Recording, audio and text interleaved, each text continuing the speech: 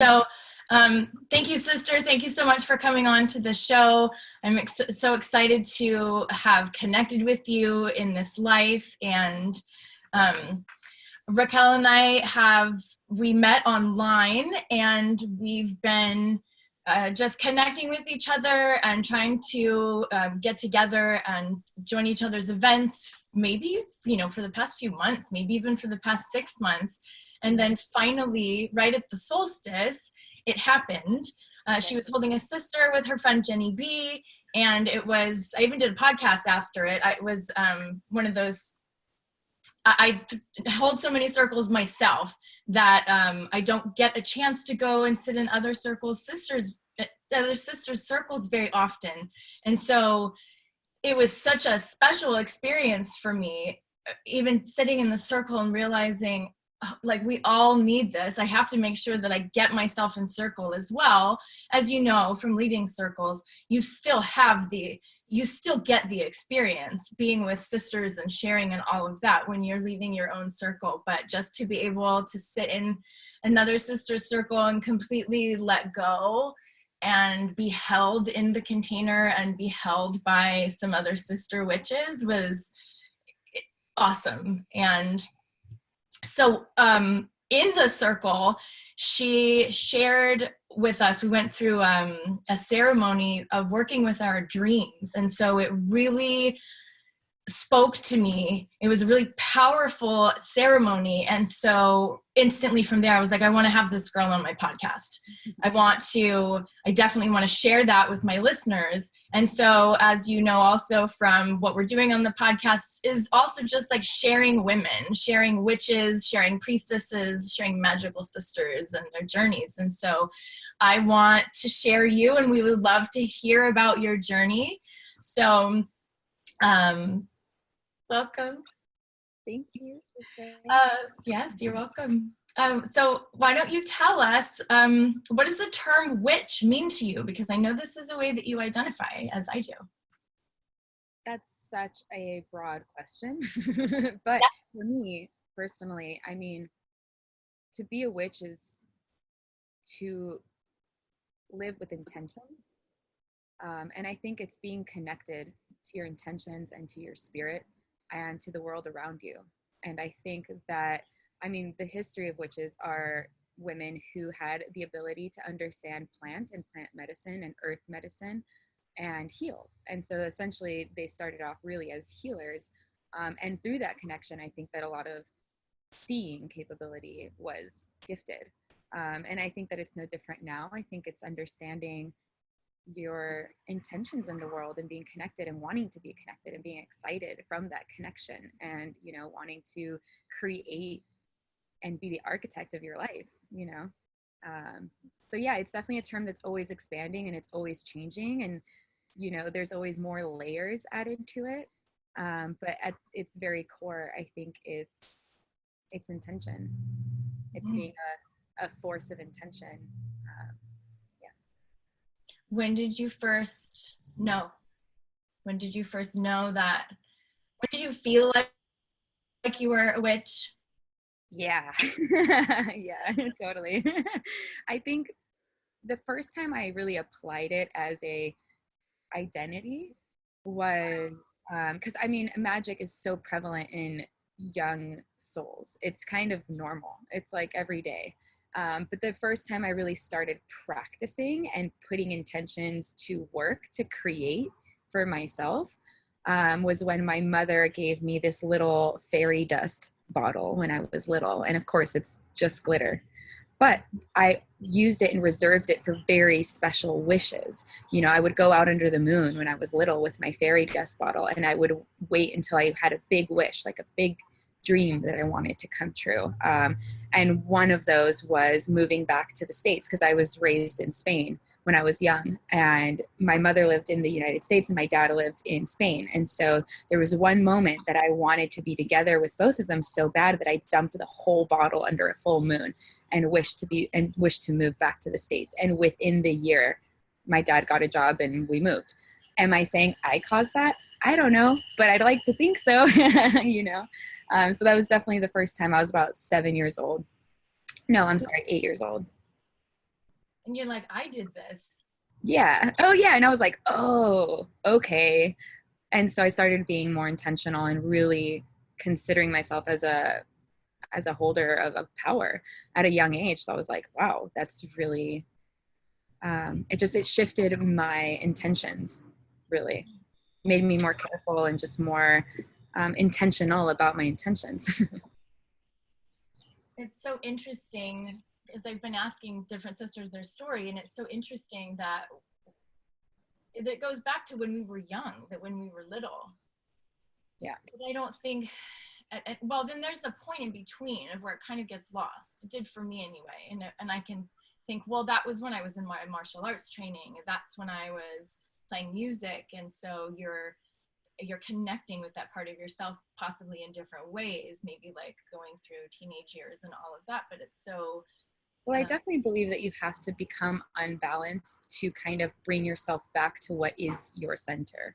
So to understand your center and what alignment is for you, you almost have to go through those crazy teenage years or through your midlife crisis or through your whatever that kind of moment is in this kind of weave and web of our life in order to kind of come back intentionally into our center, you know, because I definitely had my teenage years where I was like, who is that person? You know, but I needed that in order to make the mistakes that made me stronger or to, you know, all those things that come with that time. But I will say that one of the things that kept my magic fiercely alive within me, even through those years, were my dreams. And that was my first comprehension of magic, aside from the fairy dust moment. But that was really like, I understood magic and the realness and the tangibleness of it because of dreams. And it wasn't until later in my life, in my 20s, that I, you know, learned to apply my magic to things like tarot or crystals or, you know, kind of tools of the witch trade, if you will. Tell us about your journey with the dreaming. Tell us. Well, dreaming, it's been just one of those things, like, you know, certain people just, they have a gift. Like for you, it's music. I've heard you sing. It's just like, wow, like you were probably just born, you came out of the womb singing, you know what I mean? For me, I came out dreaming. And, you know, I remember almost every dream since I was a little girl. I remember my first nightmare in preschool. And I remember my first lucid dream that was also around preschool. And so ever since then, that world was very real to me. And so I had full awareness in that world the same way that I have full awareness in this world. And that's really where you get the most out of dreaming, is when you have full belief and awareness in that space. Every night, you know, it was like every night I couldn't wait to go to bed because I was like going to go into another world or, you know, go into myself. And so because of that excitement, I think it propelled the lucidity so that I really get more out of that dream. So that gift, that natural kind of gift, made me so obsessively curious that I read everything I could get my hands on as I was growing up. Different things would come, would surface. And now I'm really in a place where I'm understanding the dream as a tool for healing, dream as a tool for future events, as training, as will strengthening. There's just so much that the dream can do now that I understand it and have accepted it as an equal part of my life, an equal reality as much as this one. So yeah, it's been quite the journey. And what is the path of study that you have gone into to learn more about the dreaming? A lot of reading. It's almost the same way that you learn about magic or about ritual. You read a lot of different things and you piece together what resonates for you, because there is no right way to do any of the things that we do. But what resonates will end up being the tool that you can apply or try in the dream and then see where that kind of takes you. So it's a lot of trial and error, or trial and discovery, I would rather say. So lots of reading, and now, you know, working with mentors that are just so expanded in that field, like are really taking it to a different level through dream tending and through dream group sharing in circles, and the same way we gather in circle, but for dreaming, is very powerful. It's been a wild ride, but I'm learning more every day, and there's just an infinite amount to learn. In the circles, are you having a period of time where you will drop into dream space together while you're there in the circle and then share? Or are you bringing experiences that you are having outside and then bringing that in and sharing? How is that? So when you're gathered in a dream circle, so far from what I've experienced and facilitated, it's a safe space to share your dreams. And typically you're with like a smaller group of people that are very dedicated to dream sharing and to dream development. And we each take turns talking about a dream. So we'll pick a dream for the circle and we'll tell the whole dream. And there's different things that you can do after telling that dream. Like you can reenact the dream, you can reenact it through certain characters, which brings up the dream back into a reality. You can even go into a guided meditation where you re-enter the dream to get more out of it. Like if you woke up abruptly in the middle of it. So there's different ways to honor the dream, but the most important way to honor the dream is through action. So first you want to ask yourself, like, what is this dream trying to tell me? How was I feeling in the dream? Because a lot of times it's the mirror of the soul, if you will. It's spirit playing architect every night to provide a platform for you to really journey in yourself and to work out whatever you need to work out, or maybe receive some guidance for something that's coming to you in the future, so that you're able to really receive a moment in your life with a little bit of information. And then honoring the dream by acting on that dream. So if you were guided to do a particular thing, acting on it can be very rewarding, because then you're following through and you're gaining the whole experience of that dream. So an example that I gave when we were in circle, which is a silly example, but it's a good one, is I had a dream that a hippo was chasing me and I couldn't get away and I couldn't climb up fast enough. And that fear of survival is what drove me to understand that I was dreaming and I became lucid. And so I was like, oh, this is a dream. So I just willed myself onto a rock.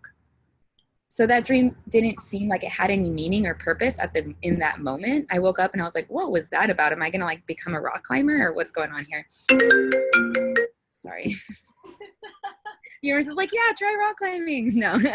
And so then a week later, I actually did go boulder climbing in Joshua Tree, and I had a moment where I was stuck and I couldn't get up, and there was just I didn't see any solution. And I remembered that dream and I said, oh, I've already experienced this. I'm going to will myself up and just make it happen. And because I had already experienced it, my body and my mind and my spirit just replicated that moment, and I actually got up and out of that stuck hole. So in a very practical way, dreaming can be a tool to help your walk out here. So training in there can help you walk better out here. Something that you shared in that circle, which really touched me, moved me deeply, was you said we're dreaming for at least 8 hours, or 6 to 10 hours a night, however you're sleeping. You're dreaming every night and you're spending this chunk of your life, of your day, but of your whole life dreaming. Yeah. And just to be unconscious about it, just to be shut off and not aware of being conscious and doing work and thinking and paying attention while you're in the dream. These weren't your words, but it was just kind of just such a shame, also just such a waste, because that is a period of time that your subconscious and your spirit is continuing to work with you. And I realized just my own self what I'm not doing with my dreams. And I've spent time before journaling about my dreams every night, and then maybe really not enjoying what it was that I was dreaming, so kind of just putting that aside. But really just sparked interest in me, and also called some responsibility in as well. Yeah. For me listening to what is happening during my dream. Yeah, I mean, it's literally. And so do you journal? Do you write? Tools as far as dreaming? Yeah, I mean, if we're going there every single night, what can I do to be aware? there. I think something that I said that is similar to what you were saying is that I get the most out of my waking life through being aware. And it's no different for the dream time. You get the most out of it through awareness. And tools to help with that. One, journaling. It's the number one thing. I know it sounds like a pain in the butt to kind of like every day journal about it, but it really puts down all the little details, and you can start seeing the bigger story, the bigger thread that's being told by going back in your notes and looking at your journals. But there's also very simple things you can do, like when you go to bed, to not just like knock out when you go to bed. Like don't just like fall in your bed and then boop, goodbye. If you have to do that, great. But taking that moment to kind of like shut your body down and to kind of like calm your mind and set an intention for your night. Whether it's to meet a dream guide or if it's just to remember your dream the next day, that is bringing awareness into the fact that you're going into the dream space now.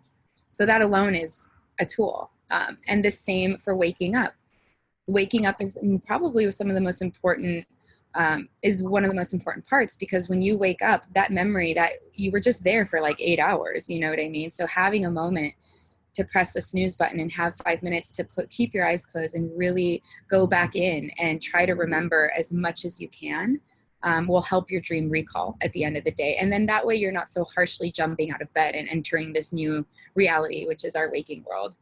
So kind of like honoring that time that you're asleep will definitely bring awareness and help you remember your dreams. And do you offer classes? How are you sharing this information? So not yet, yet being the key word here, but I do offer guidance or readings. So if somebody has already had a dream and is like, what is going on with this? Or, I think oftentimes sharing the dream is so important, which is why dream circles are so important, because by sharing your dream, there's other spirit minds that are looking at it from maybe a bird eye view, that maybe are seeing it from a different perspective. And that can offer you an opportunity to look at it from a different perspective. So that's what I do essentially, is I offer readings and an opportunity to look at it from a perspective of understanding kind of dream language. Yeah, I would love to sit in one of those dream circles. Yes, dream circles are very, very powerful. Yeah, I can imagine. Yeah, circles in general. I mean, people gathering to talk about magic and share their magic is powerful and ancient. Yeah, and it's bringing us back together, and it's bringing us back to collective consciousness. A term that you used while you were talking about this was practical, and that's something about you. That's why I wanted to call this our podcast episode "Practical Magic," is because it's what I'm trying to say is a term that is something that it's very true to you. It's part of your work. So you talk about dreaming, that there's not a wrong way to dream. You talk about witching, that there is no right or wrong way to witch, and that you like to make all of these things usable and practical to your daily life. And so I would just love to hear from you about that, because I know it's part of your mission. Yeah, I think practicality is key for it to last. I'm all about the whole long-lasting world peace mission, and I feel like developing a lifestyle can be there's just so much information and there's so much out there in the world, that really taking what serves you practically on an everyday level, something that's going to empower you every single day, I think is the most potent magic that there is. Following the cycles of the moon or even the energies of the week, like that's a very practical thing that you could just go outside or go on your phone and kind of follow that rhythm. That's a very practical way to apply yourself into a rhythm that's happening all around you. Writing yourself like self-love quotes on a mirror every day. Brushing your teeth becomes a ritual where you're reading those things. So being creative is being a witch. Creating is being a witch. And so getting creative of how you want to exercise your magic so that it's empowering you every day, and the practicality of it is crucial for it to work, really. It has to kind of be an everyday thing. So how is dreaming practical? Well, you don't need really anything for it.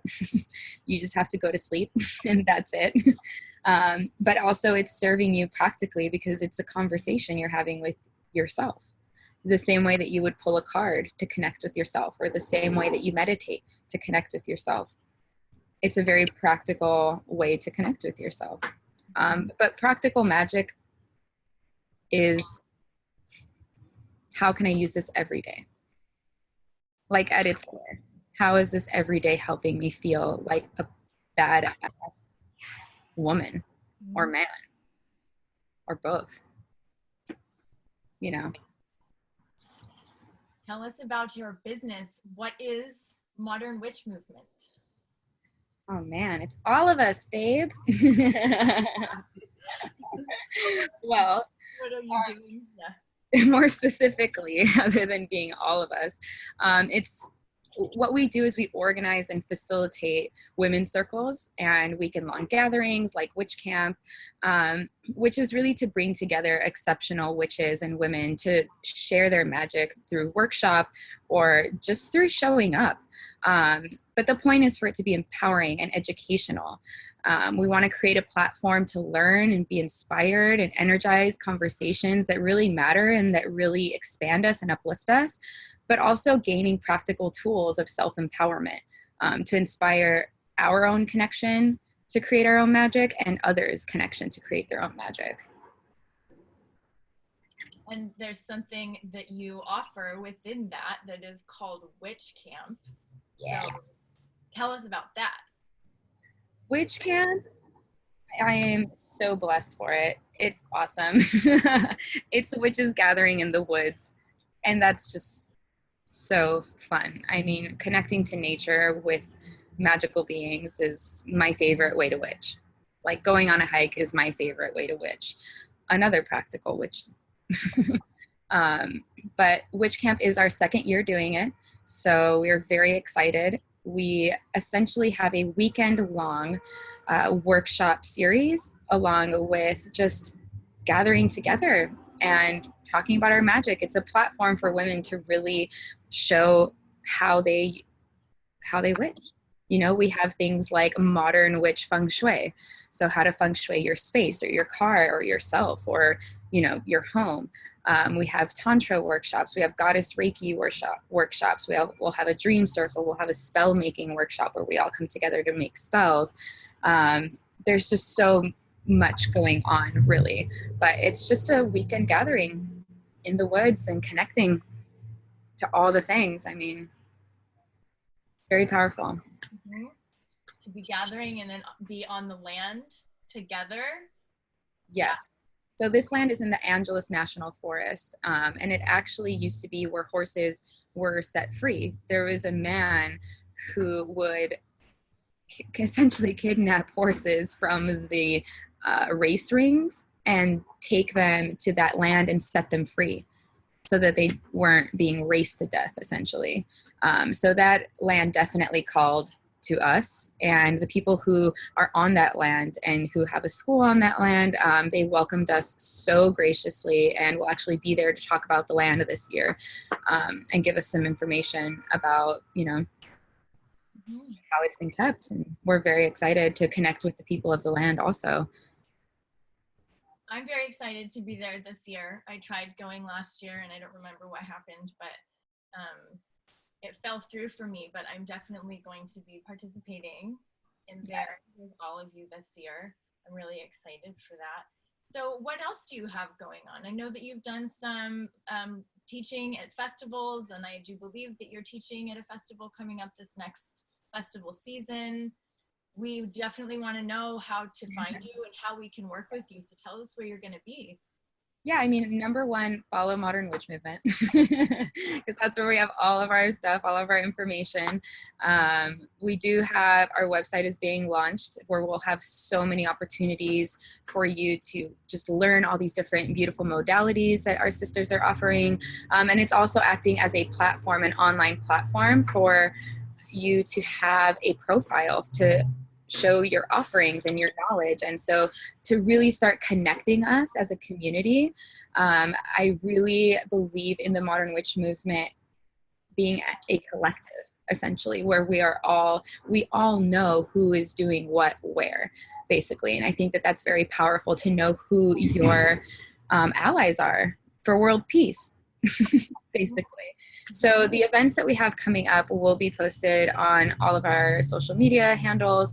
So we have a lot of workshops coming up. We're very crafty ladies. So we have a talisman making workshop under this crazy portal that's coming up, which is the super blood full wolf moon eclipse, like anything else. And we will be making our own talismans, guided by a beautiful sister witch, Stardust Magical. And further along in the year, we will be at Lucidity Festival. We will be doing a workshop hosted by the Modern Witch movement, basically, which way do you witch? And we're going to just be talking about what does it mean to be a witch.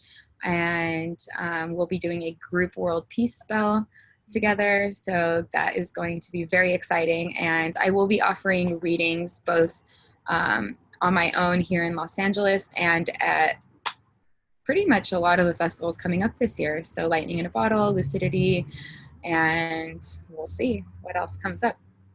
That's very exciting. Yes. Oh, and Witch Camp, obviously, April 19th. And I appreciate you creating the collective. That's what, has been so wonderful about women doing this work, and there being circles all over, is that, you can just like show up to a circle and feel included and feel part of the community. But that's incredible that you're going to create that, or that you're creating that way that we can all be online in a place together and be linked up with each other together. I think that is really exciting, and thank you so much for creating something like that. Thank you. I mean, me and my sister witch Molly Hale, who's the other founder of Modern Witch Movement, we just, every time we came together and we were asked, like, what's the best part of being a witch, aside from doing witchery in nature, it was coming together as a community. It was having your sisters and being able to kind of check in on full moons or just like certain things and come together and be like, okay, where are we all at? And setting intentions with each other is so powerful, because then all those other beautiful minds and spirits are in on your intention and in on your magic, so it's like when one of us makes it, we all make it, and vice versa, so we're all coming up together. So the bigger the circle, the more of us doing that, the bigger the movement and the change that we're able to create. 100% agree. Starting here. Well, thank you so much for coming onto the show, and thank you for all of the work that you're doing. I'm so excited for the work that we're going to be doing together. Just a little sneak preview. There is, we are putting together Goddess Temple Los Angeles, Goddess Temple LA, and it's something that we are right in the process of putting together, but we're going to be having our first circle February 1st on Imbolc, and more information will be available for you. But it is also, it's a collective, and it's collecting, drawing the women together that are in Los Angeles that don't have circles or don't have this type of community, and we're going to be offering all of just the different things that we teach. We'll be doing one of the sessions on dream work, and we'll be doing other things like learning how to priestess and how to hold circle, and we'll play drums and just get together and create this community. And so on February 1st, the two of us, along with a few other of our sisters, are going to be opening up the Goddess Temple. And so we're going to be inviting all of you to join us. So I am just super excited for all of the things that we're going to get to do together. And sending you so much love and so much gratitude, and thank you so much for the work that you do. I've already said that a million times, but that's how I feel. I mean, that's why I like have you here. All of these women that I'm bringing on the show, I mean, that's my whole point, is I want everybody to be shared with each other, but also all the other sisters out there that are watching to also know that we all have our magic to share, and it's so exciting for all of us to get to share in each other's magic, and it just helps our circle grow. So it's really so exciting for me, and such an honor for me to be able to be here and to share you. So I'll put all of your information in the show notes. And what did you say? Can you hear? I'm gonna put all of so much for sharing me. Oh, you're so welcome. You cut out for a second. I'm going to put all of your information in the show notes so that we can find you. And I think that we'll wrap it up with that. So have a beautiful Thursday and blessed be. Yes, happy Thursday, beautiful. And thank you for creating these amazing podcasts. I mean, practical magic is that right there, being able to turn on a podcast and learn about something that you don't know. So thank you. You're welcome. Thank you. Blessings, love. Yeah. Have a beautiful day, witches. Blessed be.